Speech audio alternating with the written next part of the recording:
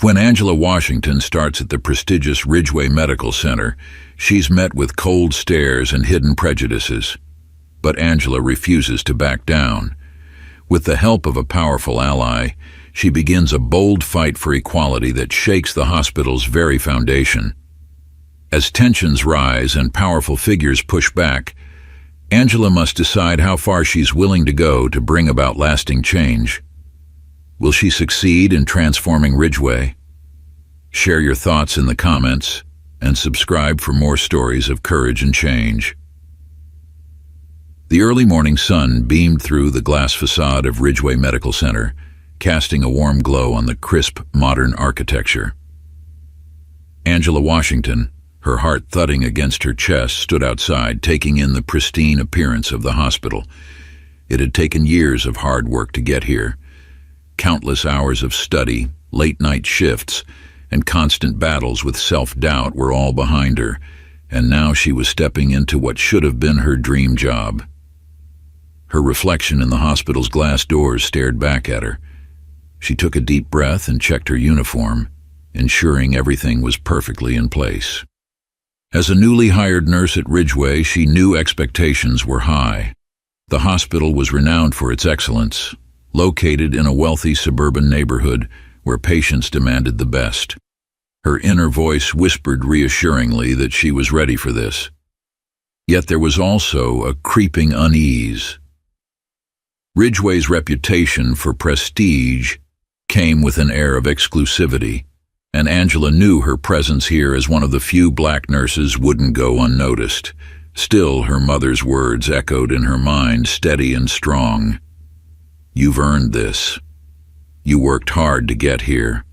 Don't let anyone tell you otherwise." Angela straightened her back, forced a smile, and pushed open the doors. Inside, the sterile scent of disinfectant greeted her, along with the hushed murmur of conversation and the soft squeak of shoes across the polished floor. Nurses in their neatly pressed uniforms bustled about, some carrying patient charts, others moving equipment, all immersed in their daily routines. Angela could feel her heartbeat quicken as she approached the nurses' station, where two women sat behind computers typing away. "Good morning," Angela greeted them, hoping to sound more confident than she felt. "I'm Angela Washington, the new hire." The two nurses paused their conversation. The older of the two, a woman with sharp features and deep-set eyes, looked up first. Her badge read Martha Rhodes, head nurse. She assessed Angela with a glance, her eyes taking in the new nurse's crisp uniform and bright smile, before nodding curtly. "Yes, we've been expecting you," Martha said, her tone neutral but distant. She turned to the younger nurse beside her, Kelly Harper, who barely offered a polite smile. "Oh, welcome," Kelly said quickly, before her eyes returned to her computer screen. She typed something in and then looked back up at Angela. "Your orientation packet should be ready soon." Angela thanked them both, though she could feel the ice in the air. There was no warmth, no enthusiasm about welcoming her to the team, no casual conversation. She stood there, waiting, awkwardly trying not to fidget under the weight of their silence.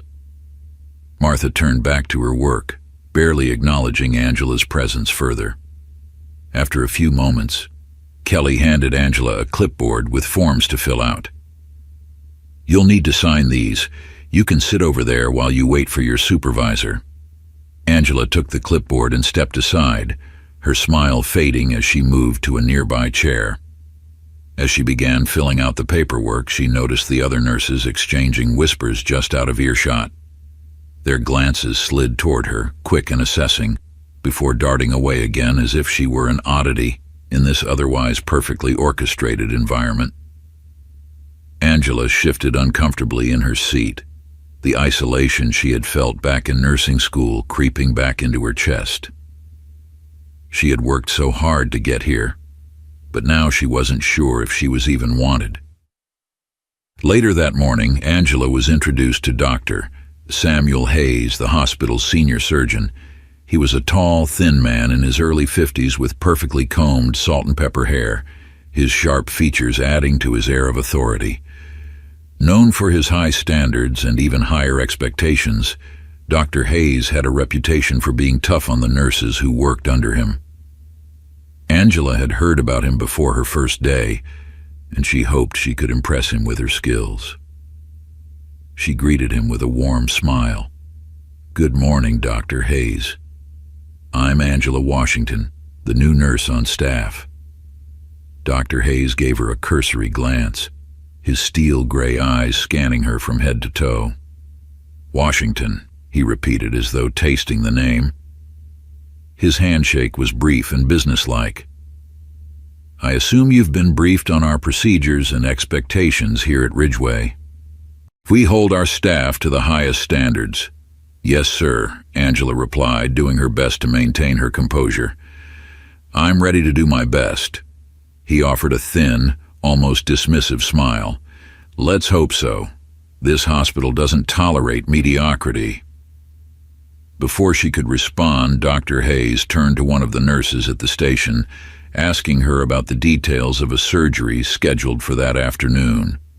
The conversation between them was fluid, familiar. Angela stood there awkwardly, unsure if she should stay or leave.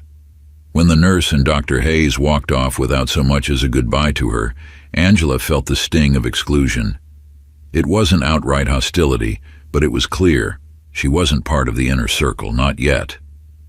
The rest of the morning passed in a blur of introductions and paperwork, with Angela shadowing various nurses to get a feel for the hospital's layout and the routine of patient care. Martha Rhodes showed her the ropes, but the older nurses' interactions were brief and curt. There was no small talk, no words of encouragement. Angela couldn't help but feel as though she was under a microscope, each of her actions being carefully observed. As Angela walked the sterile white halls, she began to notice the pattern. Conversations around her seemed to pause when she approached, then resume in hushed tones the moment she walked past. Whenever she entered a room, there was a sudden awareness of her presence, like an unspoken acknowledgement that she didn't quite belong. It wasn't obvious. No one said anything overtly offensive. But it was there. The silence. The exclusion. The feeling that she was a stranger in what should have been a welcoming environment. By the time lunch rolled around, Angela was mentally exhausted. She had hoped to find a seat in the break room with the other nurses, maybe strike up a conversation and begin building relationships, but when she entered, she found Kelly Harper and a group of nurses already gathered at a small table, laughing and talking. The room fell quiet the moment she stepped inside. Angela hesitated for a moment, feeling the weight of their eyes on her. Should I sit down? Or would I just make things awkward? She grabbed a sandwich from her bag and sat at a corner table, away from the others. Their laughter and conversation picked up again, but it was as though she had faded into the background. No one acknowledged her. She bit into her sandwich, doing her best to ignore the knot forming in her stomach. It wasn't that she expected to be everyone's best friend right away, but the coldness, the exclusion, it was getting to her. She had hoped that once she was out of nursing school, she would be part of a real team. Instead, she felt more isolated than ever. By the end of her shift, Angela was physically and emotionally drained. The day had been filled with tasks, patients, and introductions, but no real connections. It was as if she were just a shadow, moving through the hospital unnoticed, while everyone else carried on as if she didn't exist. As she gathered her things from her locker, she overheard two nurses chatting just around the corner. Their voices were low, but Angela could make out the conversation. "Did you see the new hire?" one of the nurses whispered. "The black girl?" "Yeah," the other replied. "I don't know what they were thinking. Ridgeway's always been, exclusive. Doesn't seem like the right fit." Angela's hand froze on her locker door, her heart sinking. There it was, the thing she had been dreading. The thing she had feared would rear its head the moment she started at Ridgeway. The feeling of not belonging. the feeling of being judged not for her skills, but for her race. She had known this might happen. She had stolen herself from it. But it didn't make the sting any less sharp. Fighting back tears, Angela finished packing up her things and left the hospital. As she stepped out into the cool evening air, she pulled out her phone and dialed a familiar number. After 2 rings, her mother's voice came through, warm and comforting as always. "Hey, baby girl, how was your first day?" Angela hesitated, unsure how to put the day's events into words. "It was challenging, Mama," she finally said, her voice barely above a whisper. There was a pause on the other end, then a soft sigh. "I figured it might be. You're in a place like Ridgeway, they're going to make you work twice as hard just to prove yourself." "I know," Angela replied, her voice trembling. "I just didn't expect it to be this hard. It's like no one even sees me, like I don't belong there." Her mother's voice was steady, strong. "Angela Marie Washington, you listen to me. You've worked too hard to let anyone make you feel like you don't belong. You earned your place at Ridgeway, just like everyone else, and don't you ever let them make you think otherwise." Angela blinked back tears, the weight of her mother's words settling over her like a warm blanket. "Thanks, Mama. I needed to hear that." "You've got this, baby," her mother continued. "Remember who you are and where you come from. You're not just there for yourself, you're there for every little black girl who dreams of being where you are someday. Don't let them take that away from you." Angela closed her eyes, letting her mother's words wash over her. "I won't," she whispered. "I won't let them." The next morning, Angela arrived at the hospital with renewed determination. Her mother's words still rang in her ears as she walked through the sliding glass doors, her head held high. She wasn't going to let the cold stares or the whispered comments get to her. She was here to do her job, and she was going to do it well. That morning, she was assigned to care for a new patient in room 412, a middle-aged man named Thomas Bennett. He had been admitted after a severe skiing accident that left both his arms broken. From what Angela had gathered, Bennett was a high-profile patient, someone important.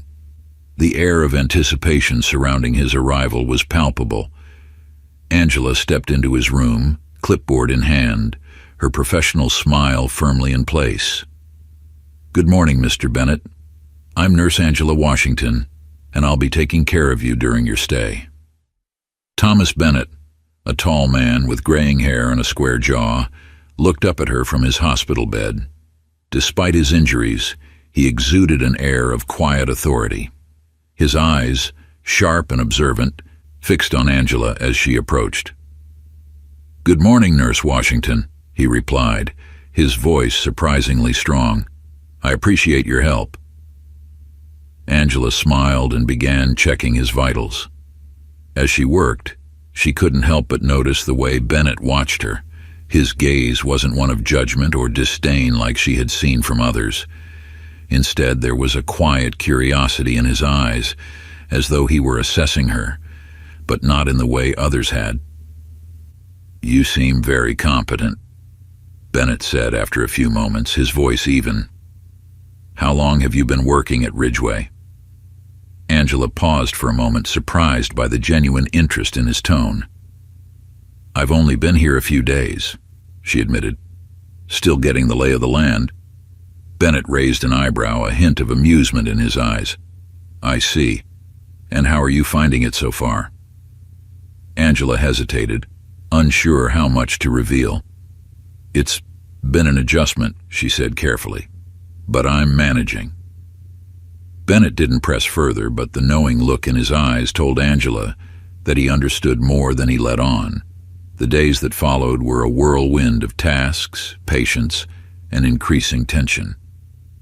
The subtle exclusion Angela had felt on her first day only seemed to intensify. The other nurses remained polite but distant. Their conversations still stopped short whenever she walked by. No one invited her to join them during breaks, and while they didn't say anything overtly hostile, their coldness was clear. Dr. Hayes remained as dismissive as ever, assigning her the most difficult tasks and patients without so much as a word of encouragement. Each day she found herself bracing for his inevitable critiques, his sharp comments about the speed of her work or the precision of her procedures. He never gave her any credit for the successes she achieved, only pointing out the smallest perceived flaws. One evening, after a particularly grueling shift, Angela overheard another conversation that made her blood run cold. Two nurses were chatting near the break room, their voices low, but audible enough for Angela to catch their words. "Can you believe they hired her?" one of the nurses whispered.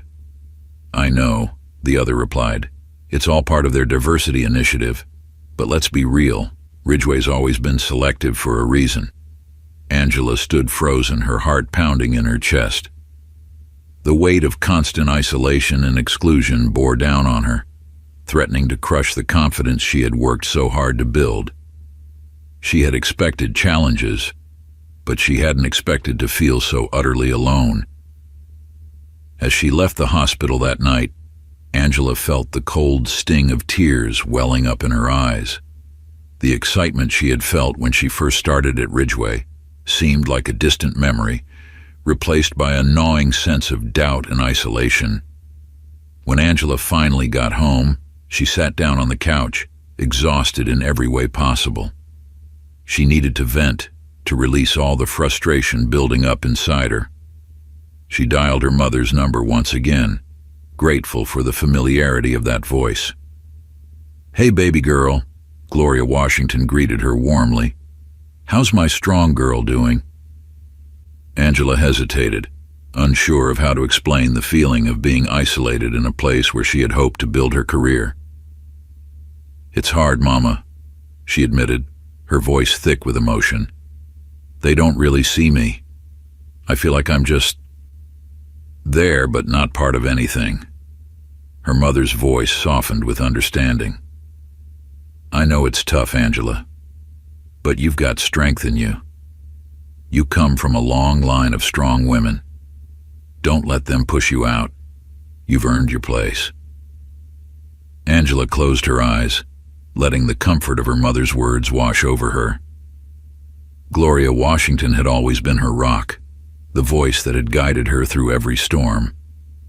"I know, Mama," she whispered, trying to hold back her tears. "I just didn't expect it to feel this lonely." "You're not alone," her mother replied. "You've got people who believe in you, me, your father, and all the women who came before you. You stand tall, baby. Don't let them take away what you've worked so hard to build." Angela nodded, though her mother couldn't see her. "I hear you, Mama. I'll keep pushing." After ending the call, Angela sat in silence for a while, absorbing the weight of her mother's words. She knew that the road ahead would be difficult, but she wasn't ready to give up. Not yet. She had fought too hard to get here, and she wasn't about to let anyone or anything drive her away. The next morning, Angela returned to the hospital with a renewed sense of determination. She reminded herself of why she had become a nurse in the first place: to help people, to make a difference, to prove that she belonged.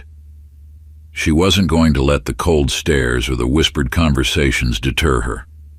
As she made her way through the hallways, she felt the same chill in the air, the same distant glances from her colleagues. But this time she refused to let it affect her. She was there to do a job, and she was going to do it to the best of her ability. That afternoon, Angela was assigned to check on Thomas Bennett again. Over the past few days, she had come to appreciate his calm demeanor and the way he engaged her in conversation. Unlike many of the other patients or staff, he didn't seem to judge her or make her feel out of place. When she entered his room, Bennett was sitting up in bed, his arms still encased in heavy casts, but his sharp eyes alert. "Good afternoon, Nurse Washington," He greeted her with a smile. "How's the hospital treating you today?" Angela chuckled softly as she checked his chart. "It's a busy place," she replied diplomatically, avoiding any mention of the tension she felt. Bennett watched her carefully, his expression thoughtful. "You know," he began after a moment, "I've been around a lot of hospitals in my time. I can always tell when something's not right with the culture." Angela glanced at him, unsure where he was going with this. "I've noticed how some of the staff here treat you," Bennett continued, his voice low but firm. "It's subtle, but it's there." Angela felt a knot form in her stomach. She wasn't sure how to respond. Should she admit what she had been experiencing, or should she keep it professional and brush it off? Bennett seemed to read her hesitation. "You don't have to say anything," he said gently, "but I've seen it before, and I know how hard it is to be in your position." Angela swallowed hard, surprised by the raw honesty in his words. For the first time since starting at Ridgeway, she felt like someone actually saw her, not just as a nurse, but as a person, a human being struggling to find her place in a hostile environment. "Thank you," she whispered, her voice barely audible. "That means a lot." Bennett nodded, his expression softening. "Don't let them get to you, Nurse Washington. You've got more strength than you realize." As Angela finished her rounds and left the room, she couldn't help but feel a glimmer of hope. Maybe, just maybe, things will start to change. The next few weeks at Ridgeway Medical Center proved to be some of the most challenging of Angela's life. The initial coolness she had sensed from her colleagues began to harden into something more sinister, an exclusion that was subtle but undeniable. Angela wasn't being attacked outright, but she could feel the weight of judgment and suspicion in every glance, every pause in conversation, and every interaction that seemed forced or perfunctory. The workload began to pile up. Angela noticed that she was often given the most difficult assignments, the patients with the most complex needs, while her white colleagues were given easier, more manageable cases. Each day she was sent into rooms where the patients were either physically or emotionally taxing, individuals known for their demanding personalities, or cases that required the utmost attention to detail and skill. Angela handled it all with grace, reminding herself that she had chosen this profession because she believed in her ability to make a difference. But the strain was beginning to show. Her energy was waning, her optimism eroding, and every day felt like an uphill battle to prove her worth to people who seemed determined not to see it. It was during one of these particularly grueling days that Dr. Samuel Hayes called her out publicly at the nurses' station. Angela had just finished attending to a patient in the ICU and was in the process of entering notes into the system when Dr. Hayes approached her, his presence demanding attention. "Nurse Washington," he said loudly enough for everyone in the vicinity to hear, "I trust you've familiarized yourself with the hospital's protocols by now?" Angela glanced up from her screen, meeting his cold, expectant gaze. "Of course, Dr. Hayes," she replied, keeping her voice steady despite the anxiety bubbling up in her chest. Dr. Hayes raised an eyebrow, his thin smile void of warmth. "Good," he said, his tone dripping with condescension. "We can't afford any mistakes here at Ridgeway. Precision is key. After all, you wouldn't want to be responsible for any unfortunate outcomes, would you?" The insinuation was clear. Angela could feel the eyes of the other nurses on her, waiting to see how she would respond. Her heart pounded in her chest, but she refused to let him see her sweat. "I assure you, Doctor Hayes," Angela said, her voice calm but firm, "I take my responsibilities very seriously, and I'm confident in my ability to provide excellent care." Dr. Hayes smirked slightly, clearly unsatisfied with her answer but unwilling to press further. "We'll see," he muttered, turning on his heel and walking away, leaving Angela standing there feeling the sting of humiliation and frustration. As the weeks dragged on, Angela found herself being tested in ways she hadn't anticipated. Not only was she given the most difficult patients, but she was also expected to manage multiple complex cases simultaneously, an unreasonable demand that her white colleagues didn't seem to face.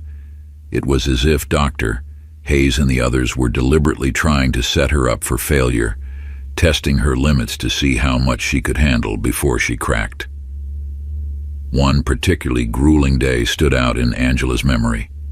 She had been assigned to care for Mr. Johnson, an elderly man known for his cantankerous nature and racist outbursts. The other nurses had avoided him as much as possible, and it seemed Angela had been specifically chosen to deal with him. When she entered Mr. Johnson's room to take his vitals, his reaction was immediate. "What are you doing here?" he barked, his eyes narrowing in disdain. "I told them I don't want no colored nurse touching me." Angela took a deep breath, reminding herself of her training and professionalism. She had dealt with patients like Mr. Johnson before, but it never got easier. The racism, the hatred, it was a weight she carried every time she stepped into a room like this. "Mr. Johnson, I'm here to check your vitals and change your dressing," Angela said calmly, refusing to be rattled by his words. "I'm more than qualified to provide your care." Mr. Johnson scowled, his face contorting with anger. "I don't care how qualified you think you are. I don't want you here." Angela maintained her composure, completing her tasks with the precision and care she always provided. But as she worked, she couldn't help but feel the sting of his words. They echoed in her mind long after she left the room, a painful reminder of the prejudice she faced every day. One bright spot in Angela's increasingly difficult days was Thomas Bennett, the patient in room 412. Unlike many of the other patients and staff members at Ridgeway, Bennett treated her with respect and genuine curiosity. Despite his injuries, he was sharp, observant, and keenly aware of the dynamics at play within the hospital. Over the course of the next few weeks, Angela found herself spending more time in Bennett's room, not just for medical care, but also for conversation. He would often ask her about her work, about the hospital, and about her experiences as a nurse at Ridgeway. He never pressed her to say more than she was comfortable with, but there was a quiet understanding in his tone, as if he already knew the struggles she faced. "You're handling all of this remarkably well," Bennett remarked one afternoon as Angela adjusted his IV. "But I can tell there's more going on here than meets the eye." Angela paused, glancing at him. She could feel the weight of his gaze on her, and for a moment she considered opening up to him. There was something about Bennett, something trustworthy, something that made her feel safe, like he saw her as more than just a nurse. "I've faced some challenges," Angela admitted, choosing her words carefully. "It's not easy, but I'm managing." Bennett nodded thoughtfully. "You're doing more than managing, Nurse Washington. You're thriving in a system that wasn't designed to support you. That takes strength." Angela felt a lump form in her throat at his words. No one had acknowledged her struggles so plainly before. "Thank you," she whispered, unsure of what else to say. Bennett didn't push the conversation further, but Angela could tell that he saw more than most. He had a way of reading the room, of understanding the undercurrents that flowed beneath the surface. She wondered who he really was, what kind of life he had led to have such insight. Despite Bennett's kind words and support, the pressure Angela felt at Ridgeway only continued to mount. Dr. Hayes seemed to take a perverse pleasure in finding fault with her work, no matter how meticulously she performed her duties. It was as if he was waiting for her to slip up, to make even the smallest mistake, so he could justify his condescending attitude toward her. The strain of constantly having to prove herself was wearing Angela down. She found herself double and triple checking everything she did, not because she doubted her abilities, but because she knew that if anything went wrong, it would be used against her. One day, as she was reviewing patient charts at the nurse's station, Dr. Hayes approached her with a stack of files in hand. "Nurse Washington," he said, his voice carrying that familiar edge of superiority, "I need you to handle these cases today. They're particularly challenging, but I trust you're up to the task." Angela glanced at the pile of files, immediately recognizing that this was nearly double the workload of her colleagues. She met Dr. Hayes's gaze steadily, refusing to let him intimidate her. "Of course, Dr. Hayes," she replied, her voice calm. "I'll see to it right away."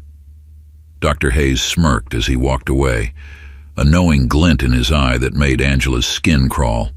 It was clear that he was testing her, pushing her to see if she would break under pressure. As the day wore on, Angela found herself running from one difficult case to another. The patients assigned to her were some of the most demanding in the hospital, many with complex medical needs, others with challenging personalities that tested her patience and resilience. Despite the overwhelming workload, Angela refused to let her standards slip. She approached each patient with the same level of care and professionalism, even as exhaustion began to set in. But as she moved through the day, she couldn't shake the feeling that she was being set up for failure. Her suspicions were confirmed when, during a brief moment of rest, she overheard two nurses whispering nearby. "Can you believe they're letting her handle all these critical cases?" one nurse said, her voice laced with disdain. "I know," the other replied. "It's like they're just waiting for her to mess up." Angela felt a mix of anger and hurt wash over her. The realization that her colleagues were not only aware of the unfair treatment she was receiving, but were actively watching to see if she would fail was almost too much to bear. By the time her shift ended, Angela was physically and emotionally drained. Every muscle in her body ached, and her mind was a whirlwind of frustration, doubt, and exhaustion. As she gathered her things from her locker, she found herself gravitating toward room 412. She knocked gently on the door before stepping inside, grateful for the quiet calm of Thomas Bennett's room. He looked up from the book he was reading and smiled when he saw her. "You look exhausted," he remarked, his voice filled with concern. "Everything all right?" Angela managed a weak smile as she moved to check his vitals. "Just a busy day, Mr. Bennett. Nothing I can't handle." Bennett studied her face for a moment, his sharp eyes noticing the strain she was trying so hard to hide. "There's a difference between handling something and thriving, Nurse Washington," he said carefully. "From what I've seen, you're more than capable of the latter." Angela felt a lump form in her throat at his words. The pressure she had been under, the constant battle to prove herself, the endless scrutiny, it had all been weighing on her more heavily than she had realized. Bennett's kindness and understanding were like a balm to her soul. "Thank you," she said softly, her voice barely above a whisper. "I appreciate that." As she turned to leave the room, Bennett's voice stopped her. "Nurse Washington," he said, his tone gentle but firm. "Sometimes the greatest strength lies in knowing when to speak up." Angela paused, her hand on the door handle, her mind swirling with the implications of his words. Was he suggesting she confront the situation at Ridgeway? Was he encouraging her to take a stand against the unfair treatment she had been enduring? She left the room feeling more conflicted than ever. Part of her wanted to follow Bennett's advice, to speak up and demand the respect she deserved. But another part of her feared the consequences, feared that speaking out would only make things worse. The next morning, the hospital was abuzz with anticipation. Word had spread that a high-profile emergency operation was scheduled for later that day, and several hospital board members and important visitors were expected to observe. The atmosphere at Ridgeway was tense, with nurses and doctors alike feeling the pressure of the upcoming surgery. Midway through her morning duties, Angela was approached by Dr. Hayes, his expression unreadable. "Nurse Washington," he said, his tone clipped. "We need you to assist in the emergency operation this afternoon. It's a critical case, and I trust you're prepared to handle it." Angela felt a mix of surprise and suspicion. Being asked to assist in such a high-profile operation was usually an honor, but coming from Dr. Hayes, she couldn't help but wonder if there was an ulterior motive. "Of course, Dr. Hayes," she replied, keeping her voice steady. "I'll be ready." Dr. Hayes nodded curtly before turning to speak with another doctor. As Angela watched him walk away, she overheard him muttering to the other doctor, "Let's see how she handles the pressure. This should be interesting." Angela's stomach churned with anxiety. She knew that all eyes would be on her during the operation, and any misstep, no matter how small, would be magnified. As the hours ticked closer to the emergency surgery, the atmosphere at Ridgeway Medical Center became almost suffocating. Angela Washington could feel the weight of expectation settling on her shoulders, heavier than it had ever been. This operation wasn't just another task, it was a test of her abilities, her composure, and her place in the hospital, and she knew Dr. Hayes would be watching her every move, waiting for the slightest sign of weakness. Angela spent the hours leading up to the surgery preparing meticulously. She double-checked her knowledge of the procedure, making sure she understood every step of what was about to happen. The patient, a prominent local businessman, had suffered a catastrophic injury in a car accident. His condition was dire, and the operation was complex. Angela knew this was not a typical surgery. It would be watched closely by the hospital's senior staff, visiting board members, and the patient's family. Before she scrubbed in, she caught a glimpse of herself in the mirror. Her reflection stared back at her, eyes weary but determined. "You belong here," she reminded herself, echoing her mother's voice in her mind. "You've worked too hard to let them break you." In the operating room, the tension was palpable. The surgical team, led by Dr. Hayes, prepared the instruments and reviewed the patient's charts one last time. Angela's role as the assisting nurse was crucial. Her ability to anticipate the surgeon's needs, respond quickly, and maintain a steady hand would be paramount. "Everyone ready?" Dr. Hayes asked, his voice cool and professional. His eyes flicked to Angela for a brief second, a subtle challenge in his gaze. "Yes, doctor," Angela responded, her voice steady despite the knot of anxiety tightening in her chest. As the surgery began, Angela slipped into her professional rhythm, focusing on the task at hand. She passed instruments to Dr.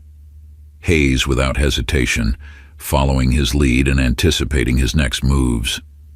Her training took over, her hands moving deftly and confidently, but halfway through the procedure, Angela noticed something that made her heart race. Dr. Hayes's hands trembled slightly as he prepared to make a critical incision near the patient's liver, a vital area with little margin for error. Her breath caught in her throat. He was about to make a mistake. One wrong cut, and the patient's condition could deteriorate rapidly. Angela's mind raced. Do I say something?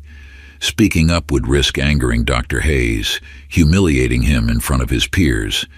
But if she stayed silent and the surgery went wrong, the consequences could be catastrophic, for the patient and for her. The room was silent except for the steady beeping of the heart monitor. Time seemed to slow as Angela weighed her options. Finally, she made her decision. "Dr. Hayes," she said, her voice clear but respectful. "I believe approaching from a slightly different angle might give you better access to the liver. It could reduce the risk of damaging the surrounding tissue." The room went completely still. All eyes turned to Angela, and the tension in the air was almost unbearable. Dr. Hayes froze, his expression unreadable as he looked at her. Angela could feel her pulse quicken, but she stood her ground, meeting his gaze. For a long moment, no one spoke. Then, to Angela's surprise, Dr. Hayes gave a curt nod. "Very well," he said, his tone clipped. He adjusted his approach slightly, following Angela's suggestion. The rest of the surgery proceeded without incident, and by the end, the patient's condition had stabilized. As the surgical team began to close the incision, Angela felt a wave of relief wash over her. She had done it. She had spoken up, and she had made a difference. But as the team prepared to leave the operating room, Angela couldn't shake the feeling that she hadn't just saved the patient.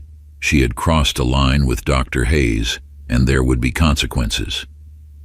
Angela barely had time to change out of her scrubs before Dr. Hayes found her. He cornered her in an empty hallway just outside the operating room, his face flushed with barely controlled anger. "Nurse Washington," he hissed, his voice low and dangerous. "What do you think you were doing in there, undermining me in front of the entire surgical team, in front of the board members?" Angela felt her stomach twist, but she refused to back down. "I wasn't trying to undermine you, Dr. Hayes," she said calmly.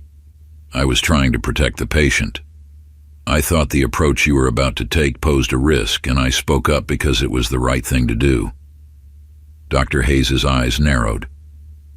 "The right thing to do?" he repeated, his tone mocking. "You don't get to decide what the right thing is in my operating room. You're a nurse. You follow orders. You don't question me." Angela's pulse pounded in her ears. "With all due respect, Doctor, I'm not just a nurse. I'm a healthcare professional, and it's my responsibility to advocate for the safety of my patients." Dr. Hayes stepped closer, his voice lowering to a menacing whisper. "This is exactly why people like you don't belong in a place like Ridgeway. You think just because you're part of some diversity quota that you have the right to speak out of turn?" Angela's breath caught in her throat. The words hit her like a punch to the gut, and for a moment, all she could do was stare at him, stunned by the blatant racism he had just voiced. She had always suspected he resented her, but hearing it spoken aloud was a shock. Dr. Hayes continued, his voice filled with disdain. "You've been here, what, a few months? And you think you can tell me how to do my job? You've had everything handed to you because the hospital is desperate to look diverse. But let me tell you something. You don't belong here. You never have." Angela's hands trembled at her sides, but she stood tall, refusing to let him see how deeply his words had hurt her. She could feel tears pricking at the corners of her eyes, but she blinked them away, keeping her voice steady. "I earned my place here, Dr. Hayes," she said quietly, "just like everyone else." Dr. Hayes opened his mouth to respond, but before he could say another word, a voice from behind them cut through the tension. "That's enough, Dr. Hayes." Angela and Dr. Hayes both turned to see Thomas Bennett standing at the end of the hallway, his arms still encased in casts, but his presence commanding. His face was calm, but there was an unmistakable fire in his eyes. "I think you've said quite enough," Bennett continued, stepping forward. Dr. Hayes's face paled as he realized who had overheard the conversation. "Mr. Bennett," he stammered, his tone suddenly deferential. I didn't realize you were there." Bennett's gaze was steely as he addressed Dr. Hayes. "I've been awake for a while, Doctor. Long enough to hear how you've been treating Nurse Washington, and long enough to know that your behavior is unacceptable." Angela watched, stunned, as Bennett spoke with an authority that seemed to silence Dr. Hayes completely. She had known Bennett was important, but at that moment she realized just how much power he wielded. "I'm not just a patient here, Dr. Hayes," Bennett continued, his voice calm but firm. "I'm also the CEO of Bennett Health Group, one of the largest healthcare networks in the country, and I can tell you right now that I will not tolerate this kind of behavior in any hospital under my watch." Dr. Hayes's face turned ashen, and he struggled to find his voice. "Mr. Bennett, I didn't mean—" Bennett held up a hand, cutting him off. "I don't care what you meant. What I care about is the culture you've allowed to fester here at Ridgeway. The way you've treated Nurse Washington, and I'm sure others, is a disgrace. I'll be speaking with the hospital administration about your conduct." Dr. Hayes opened his mouth to protest, but Bennett's sharp gaze silenced him. "I suggest you leave, Doctor Hayes," Bennett said coldly. "Now." Dr. Hayes, his face pale and his hands trembling, turned and hurried down the hallway, leaving Angela standing there, stunned and speechless. The hallway was quiet for a few moments after Dr. Hayes left, the weight of what had just happened settling over Angela like a heavy blanket. She stood there, still reeling from the confrontation, unsure of what to say or do next. Thomas Bennett turned to face her, his expression softening as he took in the look of shock on her face. "Are you all right, Nurse Washington?" he asked gently. Angela nodded, though she wasn't entirely sure she was all right. Her mind was racing, her emotions swirling in a confusing mix of relief, gratitude, and anger. I didn't expect that," she admitted, her voice barely above a whisper. Bennett gave her a reassuring smile. "You handled yourself with grace and professionalism," he said. "More than I can say for Dr. Hayes." Angela swallowed hard, trying to process everything that had just happened. "Thank you, Mr. Bennett," she said softly. "I don't know what would have happened if you hadn't been there." Bennett shook his head. "You don't need to thank me. I did what anyone should have done, stood up for what's right." He paused, studying her for a moment. "You've been dealing with this for a while, haven't you? The mistreatment, the exclusion." Angela hesitated, then nodded.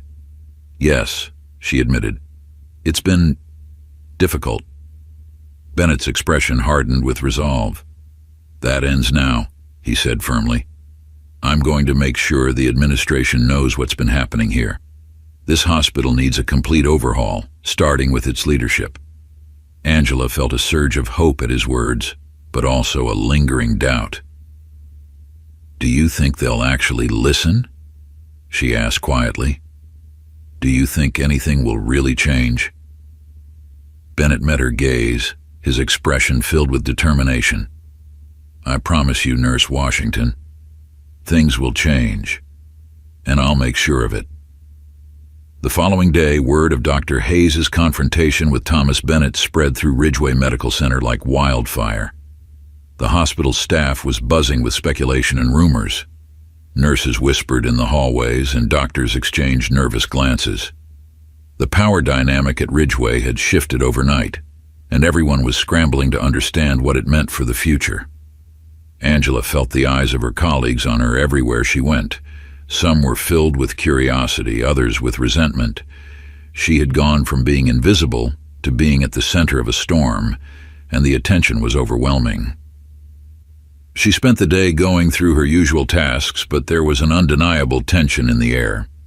Conversations would halt when she walked into a room, only to resume in hushed tones after she left. Some of her colleagues, particularly the younger nurses, offered her awkward smiles or nods of support, while others seemed to avoid her altogether. By the time her shift ended, Angela was emotionally drained. She sat in the hospital's break room, nursing a cup of tea, when Kelly Harper walked in. Kelly hesitated for a moment, then approached Angela's table. "Hey," Kelly said softly, her voice tentative. "I heard about what happened with Dr. Hayes." Angela looked up, unsure of what to expect from her colleague. "Yeah," she replied cautiously. "It was intense." Kelly nodded, fidgeting with the edge of her scrub top. "I just wanted to say, I'm sorry," she said, her voice quiet. "I haven't been the most welcoming, and I know that's part of the problem. I guess I just didn't really understand what you were dealing with." Angela studied Kelly's face, surprised by the sincerity in her words. She had never expected an apology from Kelly, and part of her wasn't sure how to respond. "Thank you," Angela said after a moment, her voice soft. "It means a lot to hear that." Kelly gave her a small smile. "I want to do better," she said. "I think we all do." Angela nodded, feeling a glimmer of hope for the first time in what felt like forever. Maybe, just maybe, things were starting to change. The days following Dr. Hayes' departure were nothing short of chaotic at Ridgeway Medical Center. Angela could feel the ripple effect spreading throughout the hospital, touching every department, every staff member. Conversations about diversity and inclusion, topics that had once been whispered, if spoken about at all, were now out in the open. For the first time since Angela had started at Ridgeway, people were talking. But with those conversations, tension came. Some staff members welcomed the change, expressing relief that someone like Dr. Hayes was finally held accountable for his behavior. Others, particularly the older doctors who had been close to Hayes, were openly skeptical of the sudden shift. Angela could feel the weight of their judgment as she walked the halls, their stares and whispered conversations trailing behind her. But it wasn't just the staff that felt the shift. Angela could sense it in the way patients interacted with her too. Before, she had often been met with coldness or suspicion. Now some of those same patients seemed to soften, offering her smiles or kind words as she tended to them. The news of Thomas Bennett's intervention had spread beyond the walls of Ridgeway, and it seemed to have reached some of the patients as well. One afternoon, as Angela made her rounds, she found herself in the room of Mrs. Garcia, an elderly woman who had been hospitalized for pneumonia. Mrs. Garcia had been one of Angela's more challenging patients, often demanding and difficult to please, but today, something felt different. "Thank you for taking such good care of me, Nurse Washington," Mrs. Garcia said softly, as Angela adjusted her IV. "I know things haven't been easy for you here, but you're doing a wonderful job. Don't let anyone tell you otherwise." Angela blinked in surprise, touched by the unexpected kindness. "Thank you, Mrs. Garcia," she replied, her voice filled with gratitude. "That means a lot." As she left the room, Angela couldn't help but smile. Little by little, it felt like the walls that had once isolated her were beginning to crack. Later that week, Angela was called into a meeting with the hospital administration. She entered the boardroom cautiously, unsure of what to expect. The air in the room was thick with the kind of tension that always accompanied significant change. Sitting at the head of the table was Dr. James Covington, the hospital's chief of medicine, along with several other high-ranking administrators. To her surprise, Thomas Bennett was also present, sitting quietly near the end of the table, his expression serious. "Please, Nurse Washington, take a seat," Dr. Covington said, gesturing to a chair near the center of the room. His tone was formal, but not unfriendly. Angela sat down, her hands resting in her lap as she waited for them to speak. She could feel the eyes of the room on her, but she kept her posture straight, determined not to show any nervousness. "We've had quite an eventful few days," Dr. Covington began, glancing around the room. "And it's clear that there are some systemic issues within our hospital that need to be addressed." Angela nodded, unsure of where this was going. "Your actions during the recent surgery," Dr. Covington continued, "and the courage you've shown in speaking up about the mistreatment you've faced, well, they haven't gone unnoticed. We've discussed it at length, and Mr. Bennett here has been quite vocal in his support for you." Angela glanced at Thomas Bennett, who gave her a small nod of encouragement. Dr. Covington cleared his throat before continuing. "As a result, the hospital has decided to appoint you as the head of our newly formed Diversity and Inclusion Committee. You'll be responsible for leading the efforts to address these issues head-on, ensuring that all staff members, nurses, doctors, and administrators are held to the highest standards of professionalism and respect." Angela's heart skipped a beat. A promotion? She hadn't been expecting this. It was both an honor and a massive responsibility. Of course, we understand this will be a challenging role, Dr. Covington added. But we believe you're the right person to lead this effort. You've shown incredible resilience, and we have no doubt that you'll be able to bring about the changes we need here at Ridgeway.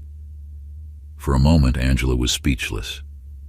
The weight of the opportunity of the trust they were placing in her settled over her like a heavy cloak. She had dreamed of making a difference, but to be given the chance to lead such an important initiative was beyond anything she had imagined. "I thank you," Angela said, her voice steady despite the whirlwind of emotions coursing through her. "I'm honored to accept this role, and I promise to give it everything I have." Bennett smiled, a look of approval in his eyes. "I have no doubt you will, Nurse Washington." As the meeting concluded and the administrators filed out of the room, Bennett stayed behind for a moment, waiting until they were alone. "You're ready for this," he said, his tone reassuring. "I've seen the way you handle pressure, the way you rise to the challenge. This is just the beginning." Angela smiled, feeling a surge of confidence. "Thank you, Mr. Bennett, for everything." Bennett shook his head. "Don't thank me. You've earned this. Now go show them what you're capable of." Angela's promotion didn't come without its challenges. While some of her colleagues congratulated her, Kelly Harper being among the first to offer genuine support, others were less enthusiastic about the change in leadership. The Diversity and Inclusion Committee was a bold new initiative, but not everyone believed in its necessity. Some, particularly those who had been close to Dr. Hayes, saw it as a direct challenge to the hospital's existing hierarchy. At the first committee meeting, Angela faced more resistance than she had expected. The room was filled with doctors, nurses, and administrative staff, many of whom were skeptical of the changes Angela was proposing. "What exactly is the point of this committee?" one doctor asked, his arms crossed over his chest. "We're already providing excellent care to our patients. Why do we need to waste time on this diversity stuff?" Angela felt a flicker of frustration but kept her composure. "Diversity and inclusion aren't distractions from patient care," she explained calmly. "They're fundamental to improving it. When staff members feel respected and valued, they're able to perform their jobs more effectively. And when patients see themselves reflected in the people who care for them, it builds trust and leads to better outcomes." The doctor scoffed, shaking his head. "I don't see how this is going to change anything. It sounds like a lot of unnecessary bureaucracy." Angela opened her mouth to respond, but before she could, Dr. Sarah Levine, a younger doctor who had been quietly listening from the back of the room, spoke up. "I think what Nurse Washington is saying makes sense," Dr. Levine said, her voice firm. "We've all seen the way certain staff members have been treated around here, and it's not just about race, it's about respect. If we want to be the best, we need to treat everyone like they belong here." Angela felt a wave of gratitude toward Dr. Levine. She had known that not everyone would be on board with the committee's goals, but it was heartening to see that there were people willing to stand up for change. Over the next few weeks, Angela threw herself into her new role with determination. She organized training sessions, met with department heads to discuss inclusive hiring practices, and began to draft new policies aimed at creating a more equitable workplace. The work was exhausting, and the pushback was constant, but Angela refused to give up. The weight of her new responsibilities began to take a toll on Angela. Between her regular nursing duties and her leadership of the Diversity and Inclusion Committee, there were days when she barely had time to breathe. She worked late into the night, often staying at the hospital long after her colleagues had gone home, reviewing documents, drafting proposals, and responding to countless emails. Her personal life, once a source of balance and comfort, began to fray. Angela's calls to her mother, Gloria Washington, became less frequent. and she found herself too exhausted to spend time with friends. She could feel the walls closing in around her, the pressure building with each passing day. One evening, after a particularly grueling day, Angela sat alone in the break room, her head in her hands. She had just come from a meeting with the hospital administration, where several of her proposals had been met with skepticism and resistance. No matter how hard she worked, it felt like she was constantly swimming upstream. "You look like you could use a break," a voice said from the doorway. Angela looked up to see Kelly Harper standing there, a sympathetic smile on her face. Angela sighed, rubbing her temples. "I feel like I'm trying to move a mountain with a teaspoon." Kelly chuckled softly, walking over to join her at the table. "You're doing an incredible job, Angela. Everyone knows it, even the people who are giving you a hard time." Angela shook her head, feeling the weight of doubt settle over her. "It doesn't feel like enough. Every time I think I'm making progress, something else gets in the way." Kelly reached out and placed a hand on Angela's arm, offering her a reassuring squeeze. "Change doesn't happen overnight. It's a slow process, and sometimes it feels like you're not getting anywhere, but trust me, you're making a difference. I see it. Other people see it too." Angela smiled weakly, grateful for the support. "Thanks, Kelly. I needed to hear that." Kelly stood up, giving Angela an encouraging smile. "You've got this. Don't forget that." As Kelly left the room, Angela leaned back in her chair, taking a deep breath. The road ahead was long, but she wasn't alone. She had allies, and she had her own inner strength. And no matter how heavy the burden, she knew she couldn't give up. As the weeks went by, Angela began to notice small but significant changes at Ridgeway. The Diversity and Inclusion Committee had begun to gain traction, and more staff members were starting to take it seriously.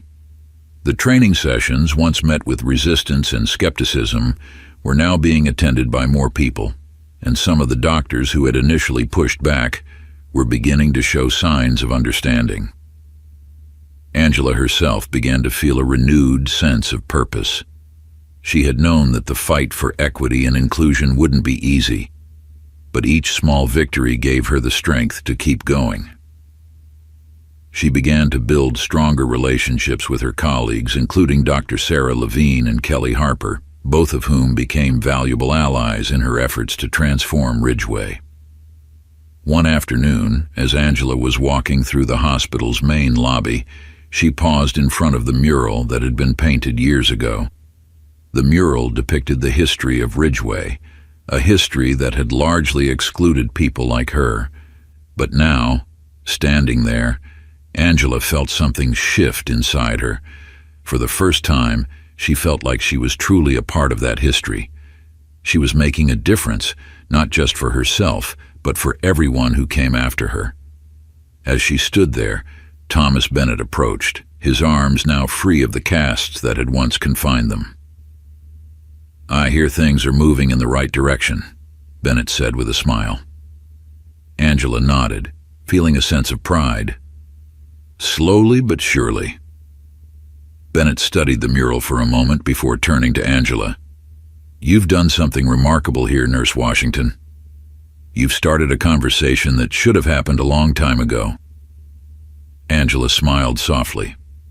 "It's just the beginning." Bennett nodded, his expression thoughtful. The beginning of something much bigger than Ridgeway. As they stood together, watching the staff and patients move through the hospital, Angela felt a deep sense of hope for the future. The road ahead was still filled with challenges, but she knew she was on the right path. And with people like Bennett and Kelly by her side, she was ready to keep fighting for the change she knew was possible. As the transformation at Ridgeway Medical Center gained momentum, Angela Washington found herself increasingly at the center of both support and backlash. The ripple effects of the Diversity and Inclusion Committee were undeniable. Staff members were slowly becoming more conscious of their behavior. and a few new policies had been implemented to address hiring practices and patient care. However, the underlying tension remained, and it was clear that not everyone was on board with the changes. Angela had anticipated resistance, but as the weeks passed, it became clear that some of the hospital's most influential figures were actively working against her efforts. Whispers of discontent grew louder. A group of senior doctors, led by Dr. Paul Newman, one of Dr. Hayes's closest allies, had begun openly criticizing the committee's initiatives. "There's no need for all this diversity nonsense," Dr. Newman said one day during a staff meeting. His voice was loud and authoritative, and his words carried weight among many of the hospital's more traditional staff. "This hospital has thrived for decades without pandering to politically correct trends. We're here to save lives, not hold sensitivity training sessions." Angela, seated near the front of the room, felt the eyes of her colleagues shift toward her. She could feel the tension rising in the room, the unspoken challenge in Dr. Newman's words. He was speaking to everyone, but his real target was her. Taking a deep breath, Angela stood. "With all due respect, Dr. Newman," she began, her voice calm but firm, "the purpose of these initiatives isn't to be politically correct.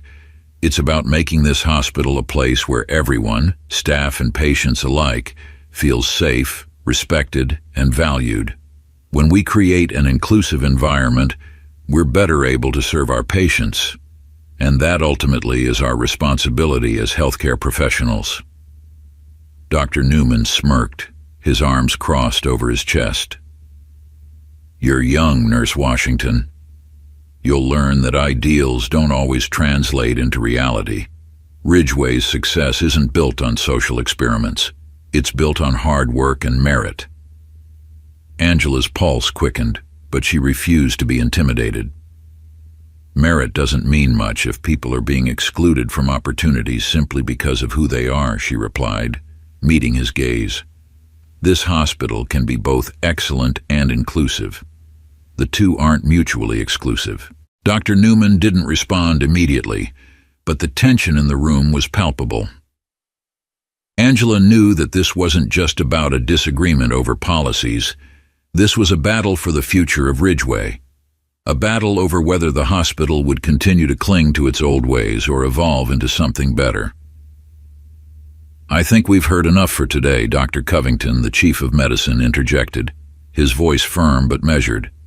"This is an important discussion, but we need to ensure that it remains constructive." The meeting ended shortly after, but the conflict was far from over. In the days following the meeting, Angela found herself under increasing pressure. Dr. Newman and his allies were vocal in their opposition to the changes she was spearheading, and their influence among the senior staff made it difficult to push new initiatives through. The hospital administration, while supportive of the Diversity and Inclusion Committee in theory, seemed hesitant to fully back Angela's proposals, fearing backlash from the more established members of the hospital. Angela began to feel the weight of it all, the scrutiny, the resistance, the constant need to prove herself. It was exhausting, and there were moments when she wondered if it was all worth it. Would Ridgeway ever truly change? Or was she fighting a losing battle? One particularly difficult day, Angela was sitting in her office reviewing yet another proposal that had been delayed by administrative red tape when Kelly Harper knocked on the door. "Hey," Kelly said, her voice soft as she stepped inside. "I heard about the meeting. How are you holding up?" Angela sighed, running a hand through her hair. "It's been tough," she admitted. "Sometimes I feel like I'm the only one fighting for this, like I'm pushing a boulder uphill and everyone else is just waiting for me to fail." Kelly sat down across from her, her expression empathetic.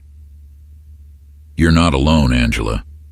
I know it feels that way sometimes, but there are people here who support you, people who want to see this hospital change for the better. You've already made such a difference." Angela smiled weakly. "It just feels like there's so much more to do." and with people like Dr. Newman standing in the way. Dr. Newman is a relic, Kelly said bluntly. He represents the old guard, but times are changing, and people like him can't stop that. You've already done more than he ever will. Angela felt a surge of gratitude for Kelly's words. She had become one of Angela's closest allies over the past few months, and her support had been invaluable. "Thank you, Kelly," Angela said softly. "I don't know what I'd do without you." Kelly smiled. "You'd keep fighting. That's who you are." A week later, Angela received a call that would change everything. Thomas Bennett had requested a meeting with the hospital board to discuss the future of Ridgeway, and he wanted Angela by his side. The meeting was scheduled for that Friday, and as Angela prepared for it, she knew this would be her chance to make her case, not just to the board, but to the entire hospital. It was a high-stakes moment, and everything she had worked for was riding on it. On the day of the meeting, Angela walked into the boardroom with her head held high, flanked by Thomas Bennett and Dr. Covington. The room was filled with the most powerful people in the hospital, board members, senior doctors, and administrators. At the head of the table sat Dr. Paul Newman, his expression unreadable. Thomas Bennett opened the meeting with a clear and forceful statement of support for Angela and the changes she was advocating for. He spoke about the importance of diversity and inclusion in the modern healthcare landscape, emphasizing that Ridgeway could no longer afford to ignore the need for systemic reform. As the CEO of Bennett Health Group, Bennett said, his voice calm but commanding, "I've seen firsthand how hospitals thrive when they embrace diversity and create inclusive environments. Patients receive better care, staff are more engaged, and the overall quality of healthcare improves. Ridgeway has the potential to be a leader in this movement, but only if we're willing to evolve." Angela felt a surge of pride as Bennett spoke, his words echoing many of the same arguments she had made over the past months, but she knew that this wasn't enough. She had to make her own case. When Bennett finished, Angela stood, addressing the room directly. She spoke about her experiences at Ridgeway, both as a nurse and as the leader of the Diversity and Inclusion Committee. She didn't shy away from the challenges she had faced, the exclusion, the microaggressions, the outright hostility from certain staff members. But she also highlighted the progress that had been made, the small but significant victories that showed change was possible. "Ridgeway is a great hospital," Angela said, her voice steady but filled with emotion. "But it can be better. We can create a workplace where everyone, regardless of their background, feels respected and valued. We can build a culture that reflects the best of what healthcare should be compassionate, inclusive, and fair. I know it won't be easy, but I believe we can get there, and I'm asking for your support to make that vision a reality." The room was silent for a moment after Angela finished speaking. She could see the board members exchanging glances, weighing their options. Dr. Newman sat stiffly, his expression tense. For a brief, agonizing moment, Angela feared that her words had fallen on deaf ears. But then, to her surprise, Dr. Sarah Levine stood from her seat, her voice breaking the silence. "I support Nurse Washington," she said firmly. "She's right. Ridgeway has the potential to lead, but we need to make these changes if we want to stay relevant, if we want to be the best."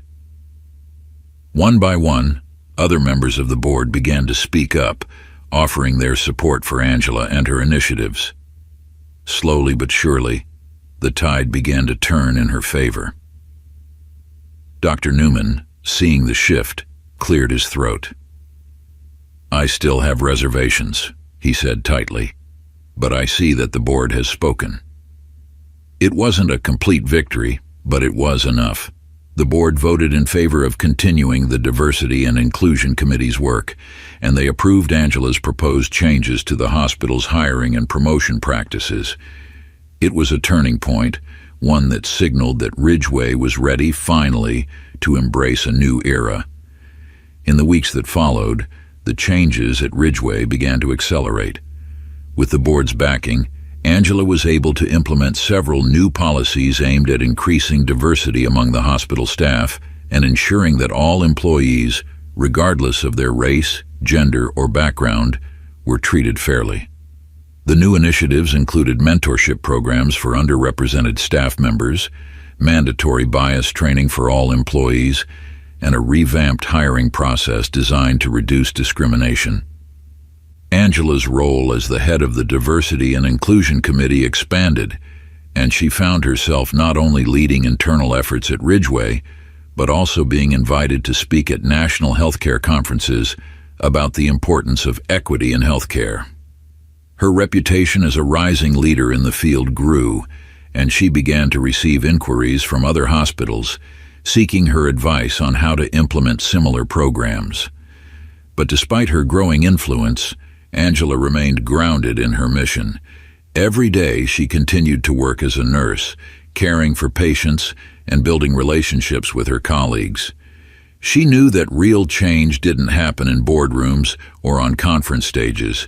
It happened in the daily interactions between staff and patients, in the small moments of empathy and understanding that defined healthcare at its best. One evening, as Angela was preparing to leave the hospital after a long day, she ran into Thomas Bennett in the lobby. He was there for a follow-up appointment and was chatting with one of the receptionists when he spotted her.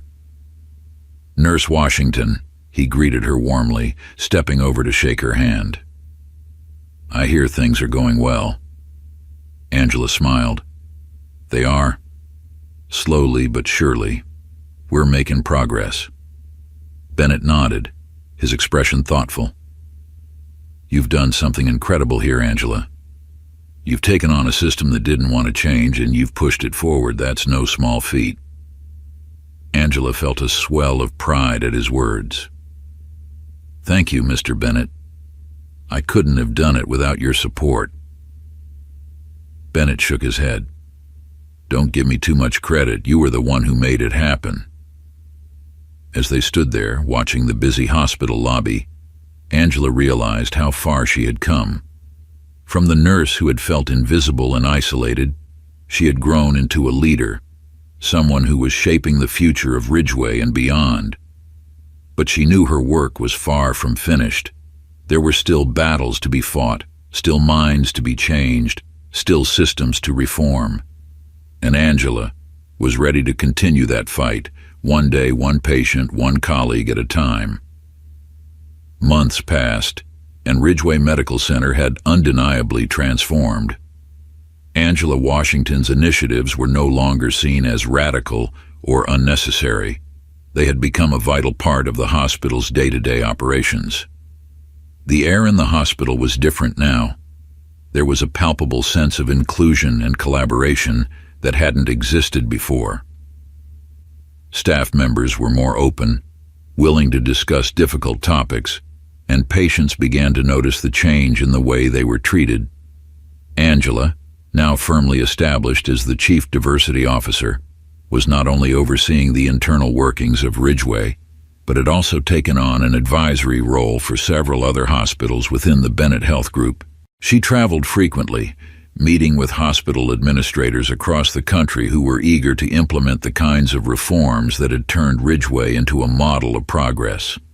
But as much as the external victories were gratifying, it was the small moments at Ridgeway that meant the most to her. Walking through the hospital, Angela could feel the subtle shifts in how people interacted. Dr. Sarah Levine, who had stood up for her in the board meeting, had become one of her closest allies. Together, they worked to ensure that Ridgeway's medical teams remained engaged with the ongoing diversity efforts.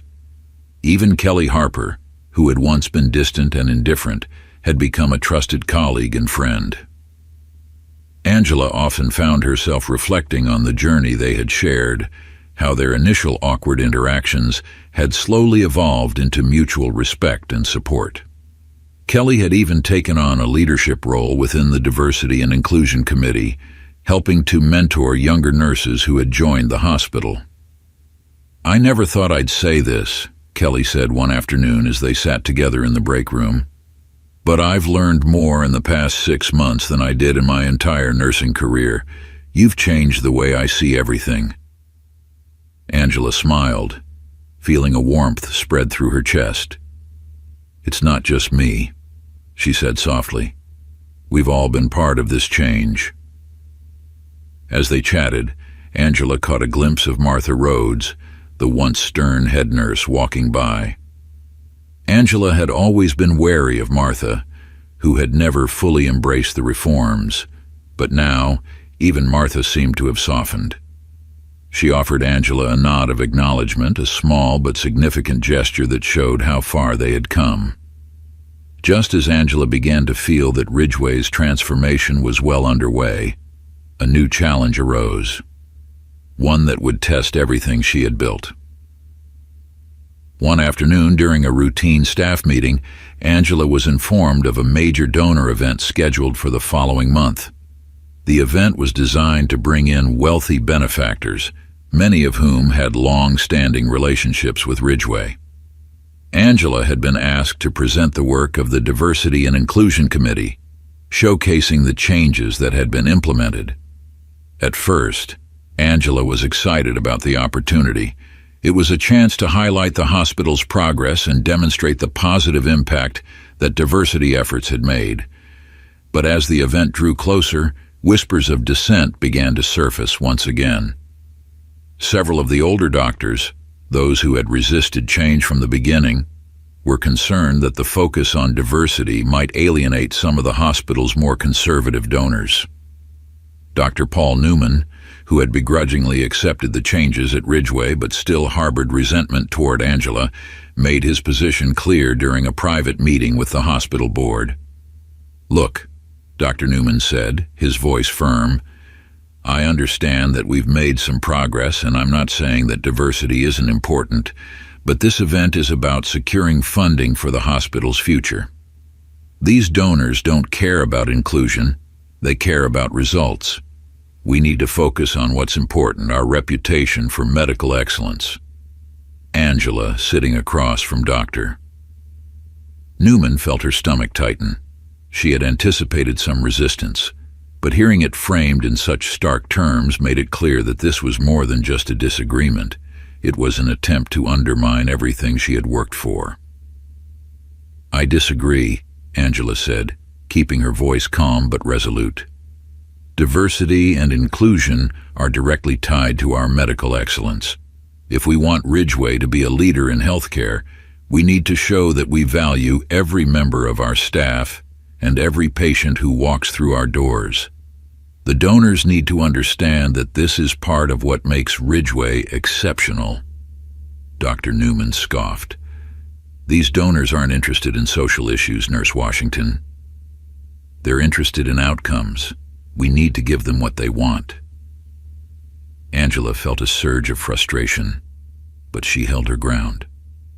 "What they want is for Ridgeway to continue thriving," she said, her voice steady. "And we can't do that if we ignore the needs of our staff and patients. This isn't just about politics. It's about ensuring that we provide the best care possible, and that starts with creating a culture where everyone is valued." The board members exchanged glances, clearly divided on the issue. Angela knew this wasn't going to be an easy fight, but she was determined to make sure that Ridgeway's progress wasn't undone for the sake of appeasing a few wealthy benefactors. In the days leading up to the donor event, Angela worked tirelessly to prepare her presentation. She gathered data showing how the hospital's diversity initiatives had improved patient outcomes, reduced staff turnover, and increased overall satisfaction among both employees and patients. But she knew that numbers alone wouldn't be enough. She needed to tell the story of Ridgeway's transformation in a way that would resonate with the donors. On the night of the event, the hospital's grand atrium was filled with well-dressed guests, their conversations buzzing with anticipation. The atmosphere was one of elegance and formality, with the hospital's leadership mingling with potential benefactors. Angela could see Dr. Newman moving through the crowd, speaking with several donors who had been part of Ridgway's inner circle for years. As the evening progressed, the time for Angela's presentation arrived. She stepped up to the podium, feeling the weight of the room's attention settle on her. The crowd of donors, board members, and senior doctors watched her closely, their expressions a mix of curiosity and skepticism. Angela took a deep breath and began. She spoke about the work of the Diversity and Inclusion Committee, explaining how Ridgway had not only embraced diversity, but had also used it as a catalyst for improving every aspect of the hospital's operations. She shared stories of patients who had experienced better care because of the changes, of staff members who had found their voices and felt empowered to contribute more fully. But it wasn't until she told the story of Thomas Bennett that the room truly began to shift. Angela explained how Bennett, once a patient at Ridgway, had become one of the hospital's strongest advocates for change. She described his role in helping to transform Ridgway from a place of exclusion to a place of opportunity, where everyone was given the chance to succeed. "This isn't just about diversity for diversity's sake," Angela said, her voice clear and confident. "It's about building a hospital where the best talent can thrive, where every patient receives the care they deserve, and where we're constantly striving to be better. Ridgway is stronger because we've embraced these values, and that's why we'll continue to lead in healthcare." As she finished her presentation, the room was silent for a moment. Then slowly, the applause began. It was soft at first, but it grew steadily until the entire atrium was filled with the sound of clapping. Angela glanced around the room and saw that even some of the more conservative donors were nodding in approval. Dr. Newman, standing near the back of the room, looked unimpressed, but Angela didn't care. She had made her case, and the donors had listened. The donor event was a success. Ridgway received several large donations that night, and the board, now fully on board with Angela's vision, gave her even more authority to implement the changes she had been fighting for. The hospital's diversity and inclusion efforts became a model for other institutions across the country, and Angela's work began to gain national attention. It wasn't long before she was invited to speak at healthcare conferences, sharing Ridgway's story with hospitals and medical institutions eager to replicate its success. Her reputation as a leader in the field of healthcare equity continued to grow, and soon she found herself consulting for hospitals far beyond the Bennett Health Group. But no matter how far her influence spread, Angela remained committed to Ridgway. This was where her journey had begun, and it was where her heart remained.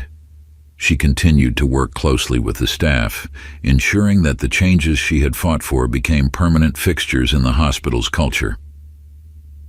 One afternoon, as Angela walked through the halls of Ridgway, she passed a group of young nurses gathered near the break room.